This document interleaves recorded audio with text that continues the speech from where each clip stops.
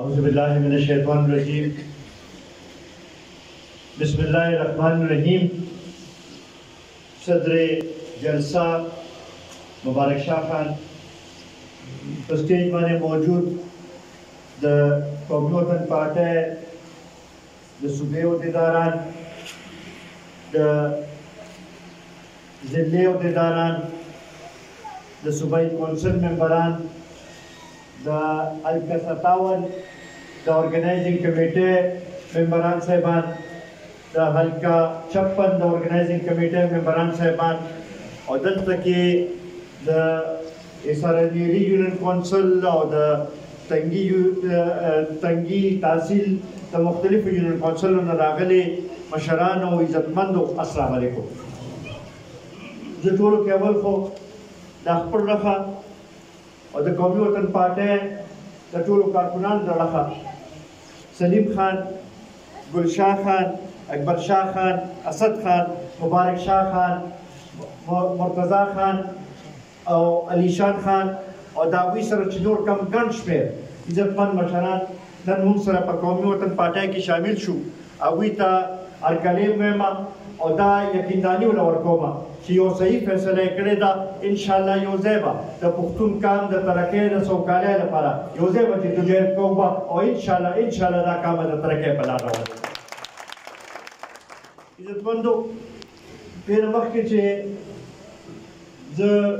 نورې سیاسي خبرې شروع کړم، نن یو 2 ورځې مخکې په انډیا کې د هغه ځي د یوې پارټۍ ترجمان زمونږ نبی کریم صلی الله علیه وسلم په شان کې ګستاخي کړې ده. د هغې زما خیال چې څومره مذمت وکړی شي نو کم دی. دا د هر یو مسلمان اړه ته ټیس رسولی دی. مونږه که ستاسو اجازه وي یو قرارداد به دلته نه منظور کړو او د دې مذمت هم کوو او دې باندې نن هم زمونږ ملګري چې دي هغوی په هلته شیرپور شاخ کې احتجاج کوي لګیا دي. سبا زما خیال دی په شب قدر کې هم احتجاج کېږي. په دې باندې چې څومره احتجاجونه مونږ وکړو نو زما خیال کم ده. دا پکار دی چې مونږ ټول مشترکه طور باندې اواز اوچت کړو او دغې خلکو له دا جواب ورکړو چې یاره تاسو زمونږ د مشرانو زمونږ د مذهب د مشرانو باره کې که داسې دغه کوئ نو دا مسلمانان چې دی دوی باندې متفق کېږي به او دوی به چې دی د هغې خلاف اواز به راوچتوي به. نو که ستاسو اجازت وي په دې باندې یو مشترکه قرارداد چې دی دا دغه کوو چې موږ د دې مذمت کوو. تاسو کوئ مذمت د دې؟ عزتمندو، ما نه مخکې ابراهیم خان هم خبرې وکړې، اسد خان هم خبرې وکړې، موسی خان هم خبرې وکړې. که موږ وګورو نو زمونږ دا تنګي تحصیل چې دی د دې ګوټ ګوټ ته که تاسو لاړ شئ او دلته کې که لږه ډېره ترقي ښکاري نو په هغې کې د شهید وطن حیات محمد خان شیرپو او بیا د هغوی نه پس د ملي رهبر جناب آفتاب احمد خان شیرپو یو ډېر لوی لاس دی. که دلته کې سړکونه جوړ دي، که دلته بجلي خوره ده، که دلته کې هسپتالونه جوړ دي، که دلته کې سکولونه جوړ دي، دا ټول د قومي وطن پارټۍ او د ملي رهبر جناب آفتاب احمد خان شیرپو د علاقې سره یو مینه ده او د هغه یو اخلاص دی. ما ته یاد دي نن تقریبا 15 کاله یا 40 کاله مخکې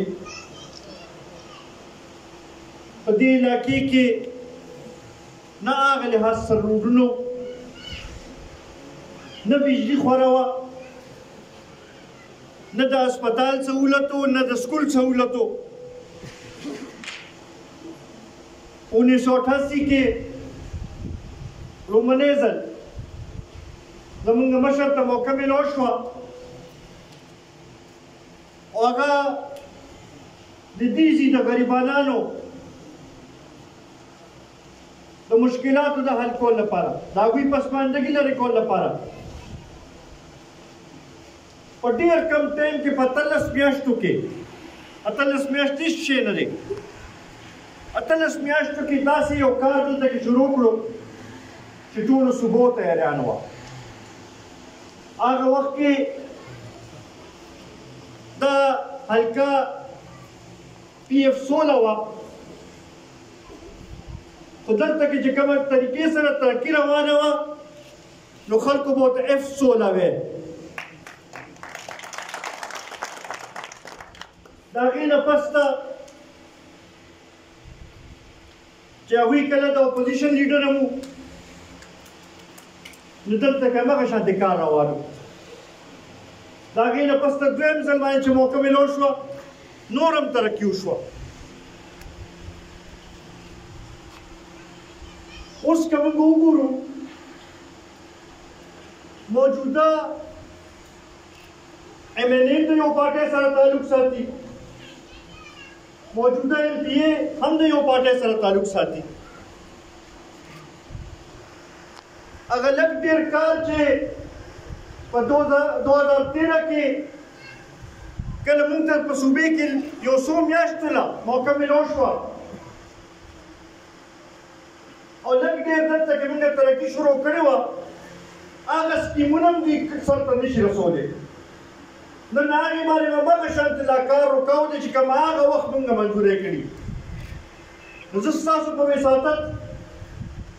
د دغې نمایندګانو نه دا تپوس کوم چې ځکه نوی سکیم نه شئ راوړی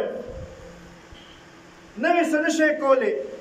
نو کم از کم هغه زاړه سکیمونه خو سر ته ورسوئ چې د خلکو خدمت خو وشي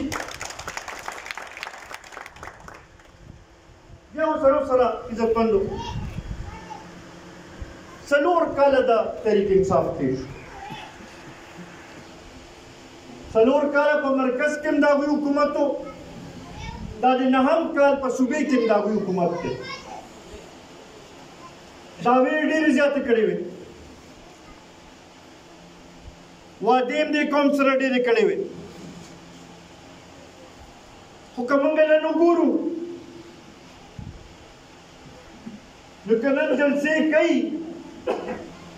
په هغې کې خالي 15 منټه خپل هغه کارکردګي نشي بیانولی الزامونه په خلکو لګوي دا وایي چې سازش ته به خلاف وشو کله په ادارو باندې الزام لګوي کله په سیاسي خلکو باندې الزامونه لګوي خو ستاسو په وساطت کې زه دا تپوس کول غواړم چې صرف دا 4 کاله خو تا ته هم د اقتدار میلاو د ټول پاکستان اقتدار تا سره ته صرف موږ ته دا بیان کړه چې دې پښتونخوا صوبې له تا څه وکړل د دې چې کم مسایل تا حل کړل د دې چې نه خو تا ته په لاس سیټونه میلاو شوي وو درکړی شوي وو پکار خو دا وه چې تا د دې چې د مسلو طرف ته توجه ورکړې وې نن بیا راځي جلسې کوي او صرف په پښتونخوا کې جلسې کوي بیا د پښتنو په اوپنې باندې ټوپک ږدي او د پنجاب سیاست ګټلو کوشش کوي نو موږ یې درنه دا تپوس کوو چې پښتانه ته استعمالات دې کار کې دې سازش کې نو کم از کم دې پښتنو ته وښایه چې تا د دې پښتنو څه خدمت کړی دی اوس خو حل دې ته راغلی دی چې کله وایي دا ملک په 3 ټوکړې شي کله وایي دا فوج چې دی دا به مات شي نو ما خیال دی چې هغه د اقتدار هغه دغه چې دی د هغې نه چې کوز شوی دی هغه داسې جټکو ته میلاو شوې ده چې اوس هغه په چل نه پوهېږي چې زه دې خلکو ته څه ووایم مونږ دا ګڼو چې دا اوس دې کومې خبرې دې کوي دا ټولو کې لوی سازش دی د قوم خلاف د ملک خلاف ځکه چې دا د ادارو خلاف هم خبرې کوي د جمهوري نظام خلاف هم خبرې کوي او د ملک خلاف هم خبرې کوي لګیا دی مونږ د دې مذمت کوو او دلته وایو چې کم از کم 4 کاله تم د ملک وزیر اعظم پاتې شوی نو کم از کم بیا د هغې منصب هغه مناسب خبرې کوه داسې دغه مه کوه چې دا څنګه چې تا دغه شروع کړی دی بیا ورسره عزتمندو تقریبا 2.5 میاشتې د دې موجوده حکومت وشو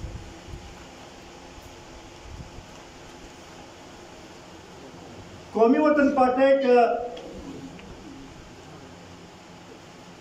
پی ډي ایم حصه جوړه شوې وه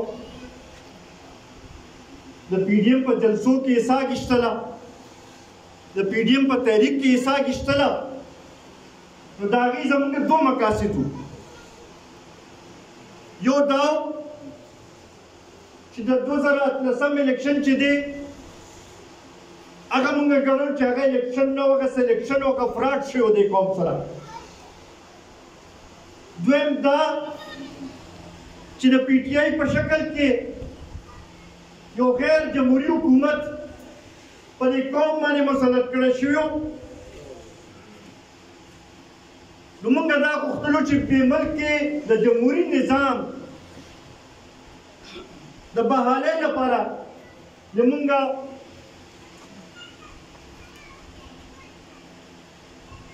جمهوري نظام د بحالۍ لپاره چې موږ جدوجہد وکړو چې دلته کې صحیح جمهوري نظام واپس راولو او شفاف انتخابات وکړو دویم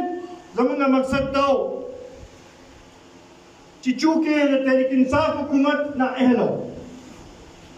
د هغوی د پالیسو په نتیجه کې رس په رضا ګرانۍ کې اضافه کېدله رس په رضا بېروزګارۍ کې اضافه کېدله رس په رضا ملک کې په قرضونو کې ډوبېدو لګیا و نو موږ دا کړی چې دغه نااهله حکمرانان دي او د دوی په پالیسو په نتیجه کې په عوامو باندې بوج اچول کېږي لګیا دی نو پکار دا ده چې موږ جدوجہد وکړو چې د عوامو ترجماني وکړو د عوامو نمایندګي وکړو اوس د موجوده حکومت ته هم دا ویل غواړو چې که تاسو هماغه لاره باندې بیا روان شوی دا کوم طریقې سره چې په دې 40 ورځو کې چې کوم تاسو पेट्रोल और डीजल पर कीमत के 75 रुपए इजाफा उकड़ा द बिजली पर कीमतों के कम इजाफा उकड़ा दाम का मंजूर नहीं सका चदा आवाम नोट दा वोट की बर्दाश्त करे कइंदा तरीका भी होता लाल माने दीरवानी नसिंगा चदा इमरान खान द हुकूमत खिलाफ मंगर वतलू न कौमी वतन पार्टी कारकुनान बा द दे हुकूमत खिलाफ अमरोजी बा और आवाम खिलाफ वोट बा عزتمندو دغه ته موږ ویل غواړو چې ټیک ته موږ په دې پوهېږو چې تاسو ته صرف لا 2 میاشتې شوي دي خو پکار دا وه چې تاسو اول د حکومتي اخراجات هم کم کړی وي د کابینې اخراجات هم کم کړی وي نور داسې کم غیر ضروري اخراجات هغه هم کم کړی وي د هغې نه پس ته که تاسو دې قوم ته ویلو چې لږه قرباني ورکړئ نو بیا هم یو خبره به جوړېده خو که دا طریقه تاسو همداسې جاري ساتئ نو بیا به دا خلک مجبورېږي او دوی به بیا راوځي به او په هغې کې به بیا قومي وطن پارټۍ دا ټول کارکنان به ورسره شامل به وي او بلکل اواز به اوچت کړي عزتمندو دیان خان راته یو بله خبره را یاد کړه که تاسو کتلي نن نه 2-3 ورځې مخکې په یو ورځ باندې یکدم په سوات کې په بونیر کې په دیر کې په چترال کې په ځنګلاتو کې اور ولګېد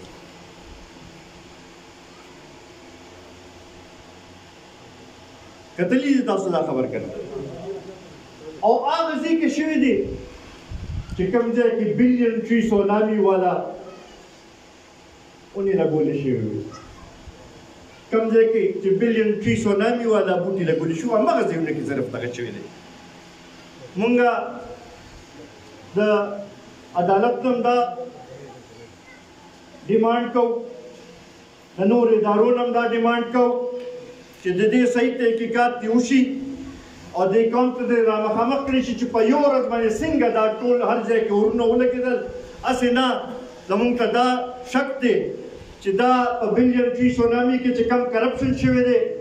کم په هغې کې اربونه روپۍ والې شوي دي، د هغې په ټولو یو سازش دی. دې ته به مونږ نه پرېږدو. مونږ به یو روپۍ حساب چې دی د پي ټي آی صوبایي حکومت سره به هم کوو به هغې او دې عمران خان حکومت سره به هم کوو به او دا د دې قوم پیسې دي، دا مونږ دې ته هېڅ صورت کې نشو پرېښودی. عزتمندو، زه دا تاسو ته درخواست کوم چې په دې وخت کې پښتانه ډېر مشکل حالاتونه کې دي. زمونږ د پښتنو دې وخت کې ضرورت دا دی چې صحیح قیادت منتخب. ما نه مخکې دلته خبره وشوه، دا زموږ ډېره بدقسمتي ده چې موږ بعضې وخت کې جذباتو کې راشو او داسې فیصلې وکړو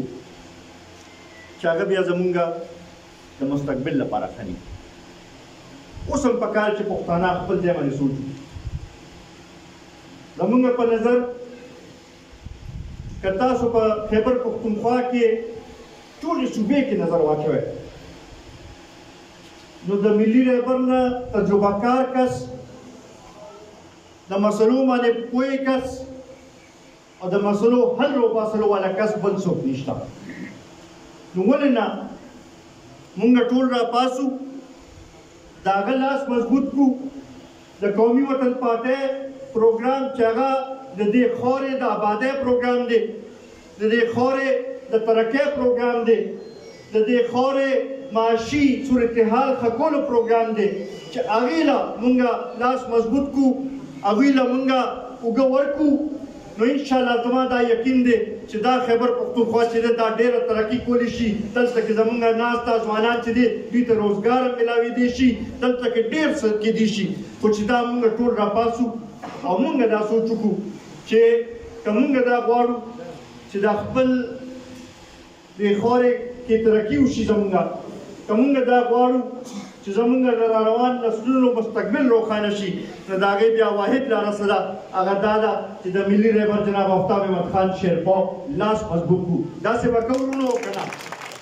داسې به کوو ورونو که نه؟ انشاءالله چې ستاسو